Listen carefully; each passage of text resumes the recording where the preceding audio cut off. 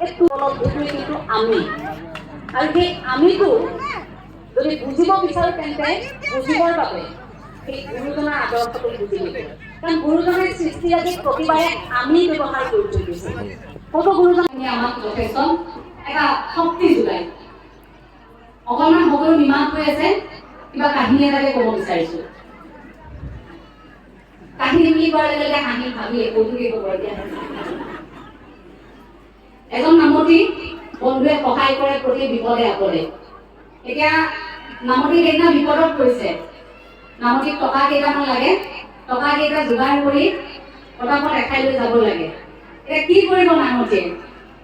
প্ৰতিবাৰে বন্ধুক খোজে, বন্ধুৱে প্ৰতিবাৰে দিয়ে, কিন্তু এইবাৰ অলপ বেয়া লাগিছে। প্ৰতিবাৰে তাক খুজি থাকো, এইবাৰ যদি তাক খোজো এইবাৰ মোক কি বুলি ভাবিব, মোৰ আত্মসন্মান নাই নেকি, এনেকৈ ভাবিছে। আজি এইবাৰ নোখোজোচোন মই, নোখোজিলে লাজতে, খোজা নাই। কিন্তু নামতিয়ে যে নাম লৈ ফুৰে ঈশ্বৰকে কৈছে, প্ৰভু আজি 12 বজালৈকে নাম ল'ম তোমাৰ, গতিকে 12 বজালৈকে নাম ল'ম, তুমি কিন্তু কিবা এটা মিলাই দিব লাগিব, টকা কেইটা তুমি যোগাৰ কৰি দিব লাগিব। এতিয়া ওপৰত থকাজনে টকাৰ যোগাৰ কৰি দিয়া নাই, ওপৰত থকাজনে নামি আহি টকা কেইটা দিব পৰা নাই। 12 বজালৈকে নাম লৈ আহি নামতি বিচনাত দীঘলী পৰিছে। কি হ'ল, টকা কেইটা নাপালে। উপায় নাপায় প্ৰভু কৈছে, তুমি থাকি দি দিলা ৰে, তোমাৰ লগত দেখোন গোটেই দিনটো ব্যস্ত হৈ থাকো, 12 বজালৈকে নাম ল'লো, তথাপিও তুমি মোক বিপদটোৰ পৰা উদ্ধাৰ নকৰিলা। যি কি নহওক ময়ে কিবা এটা কৰো। লগে লগে কি কৰিছে, নামতিয়ে এই যে সদায় যে বিপদত সহায় কৰি থাকে বন্ধুজন, সেই বন্ধুজনৰ বাৰীত লাগি থকা নাৰিকল কেইটালৈ মন মেলিছে। বোলে এইকেইটা চুৰ কৰি দিয়া যাব ৰাতি। গ'ল নাৰিকল চুৰ কৰিবলৈ গৈ পাইছেগেহে তাত, নাৰিকল গছৰ ওপৰত উঠি গৈছে। দুটা নাৰিকল দুটা পৰিল নহয়, পৰিল পৰাৰ লগে লগে এটা শব্দ হ'ল দিনত। গৃহস্থ সাৰ পাইছে, সাৰ পোৱাৰ লগে লগে চুৰ গোটেই গাঁৱৰ ৰাইজক জগাই উঠাই আনিছে। সকলো উঠি আহি দেখিছে বোলে নাৰিকল গছৰ ওপৰত এটা চুৰ উঠি আছে। বোলে নামি আহ, তাক নমাই আন, কোনোবা উঠি যাব লৈছে। তেতিয়াতো ভাবিছে নামতি দেখি তললৈ চাইছে, গোটেই ৰাইজে ঘেৰাও কৰিছে, মোৰ পিঠি বহল হ'ব এতিয়া। তাৰ পাছত ভাবিছে, প্ৰভু তুমি ইমানখিনিও নকৰিলানে, মই 12 বজালৈকে নাম ল'লো, তুমি মোক পইচা কেইটাও যোগাৰ কৰি দিলা, মই কিবাকে নিজে কিবা এটা মই মিলাইছিলো, সেইটোতো তুমি মোক এনেকৈ ফচাই দিলা। এতিয়া তোমাৰ তললৈ গ'লে পিঠি বহল হ'ব, বাৰু যি নাই তুমি মোক নবচালাই, এতিয়া অন্তত পিঠি বহল হোৱাৰ পৰা মোক তুমি বচাই দিয়া। তাৰ পাছত বোলে কেনেকে বচাব, লগে লগে নাম এফাকি মনলৈ আহিছে নামতিৰ ওপৰত। নামতে গাবলৈ আৰম্ভ কৰিছে, হে কিনো তোমাৰ লীলা প্ৰভু, কিনো তোমাৰ লীলা, হে বৈকুণ্ঠলে আমি বুলি গছতো ঠাই দিলা।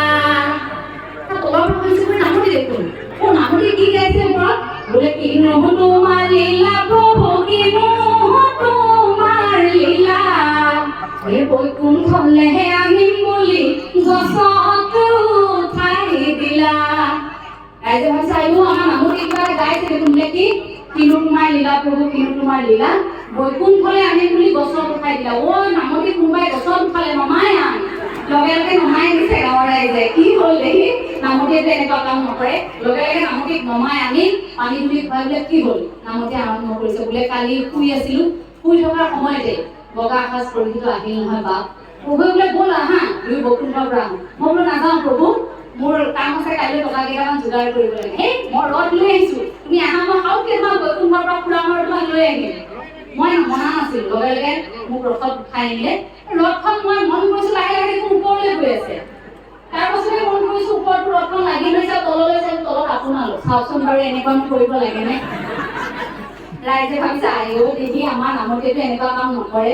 হাতৰ পৰা আপুনি মই কান্দি লাভ নাই, কাৰণ ল'ৰাটোক খেতি কৰিবলৈ আমি সাহসে দিয়া নাই। তাক যদি কৈ আছো বোলে চাকৰিটোহে বিচাৰে, তাক কোৱাই নাই ঘৰত পৰি থকা মাটিখিনি তুমি দেখোন কোন খেতিও কৰিব পাৰা, এই সাহসটোৱে দিয়া নাই। গতিকে কৃষিজীৱী অসমীয়া হিচাপে আপোনালোকৰ মনত যিটো গৌৰৱ দেখিছো, আপোনালোকৰ মুখবোৰত সেইবোৰ কথা ফুটি উঠিছে, সেই গ্ৰামাঞ্চলৰ আভাস এটা আপোনালোকৰ চকুত দেখিছো। গতিকে সেইখিনি অনুভৱ কৰি আপোনালোকক কৈছো যে এই মনটো আপোনালোকে জীয়াই ৰাখক। লাচিত বৰফুকনে সেই মৈদামৰ পৰা হয়তো আজিও কয় যে মই মোমাইক কটা নাছিলো, মই কাটিছিলো অসমীয়া মানুহৰ এলাহক, মই কাটিছিলো অসমীয়া মানুহৰ অদূৰদৰ্শিতা।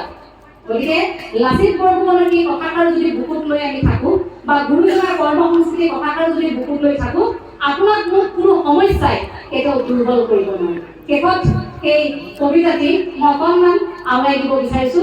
দুই এটা হয়তো ভুল হৈ যাব পাৰে, তাৰ বাবে মই আগতীয়াকৈ আপোনালোকৰ ওচৰত ক্ষমা বিচাৰিছো। কবিতাৰ শিৰোনাম যদি আবুল কাবুল আৰু এটা হাৰিকেন, যদি তোমালোকে মোক সোধা কবিতাটি আবৃত্তি নকৰো, আবুল কাবুল এটা হাৰিকেন, এই কবিতাটিয়ে মই অকণমান পাঠ কৰি দিবলৈ লৈছো। ডক্টৰ ভূপেন চক্ৰৱৰ্তী ছাৰৰ এই কবিতা আবুল কাবুল আৰু এটা হাৰিকেন। আর সাইলেন্ট জেন্টেল প্রকারের মনত থাকে যেন দীপু হামরে ওপেন ভূপেন হিকেন সিকেন বয়লার সিকেন দিল্লি পাই যায় দিল্লির লুজেন। আর দিল্লির লুজেন খা ভাই খা গুবে গুবে খা শাস্ত্রীয় সঙ্গীত খা খা খা খা খা রে খা মা পা খা নি খা সপ্তস্বর মারিক স্বর সম্মানত লাগে বল। আরে কণ্ঠস্বর উচ্চস্বর নিম্নস্বর বুন্দাস্বর থালৌ থালৌ স্বর কে প্রভু ঈশ্বর মহেশ্বর গীতেশ্বর বালেশ্বর প্রভু ঈশ্বর কে মহেশ্বর মোৰে কোটাত পাই সব ভূতত মহেশ্বৰ ভূত নহয় ভূত ৰাইজৰ সেৱা কৰবাক লগি পইচা কৰে লুট। আৰে সাইলেন্ট জেন্টেল প্ৰকাৰে পইচাৰ লেনদেন সিক্ৰেট নহয় ভাই এলচি ওপেন সিক্ৰেট নহয় ভাই এলচি ওপেন এইবোৰ হি মেন হি কেন এভৰিথিং লেনদেন সামথিং ওপেন এভৰিথিং লেনদেন সামথিং ওপেন। প্ৰকাৰান্তৰে কথাখিনি কলো দুখৰ বাদাম চুবালো সুকলমে গড় পিটিকালো গণতন্ত্ৰৰ কথা কোৱা যে মানা এবেখে জানিলো। আরে ফুটপাত দ দ দ দ গাত গাত গাত গাত গাত গাত মাত সাত নাই কাট দূৰদৰ্শনে কয় কাট ভাই কাট এইবোৰ চব কাট।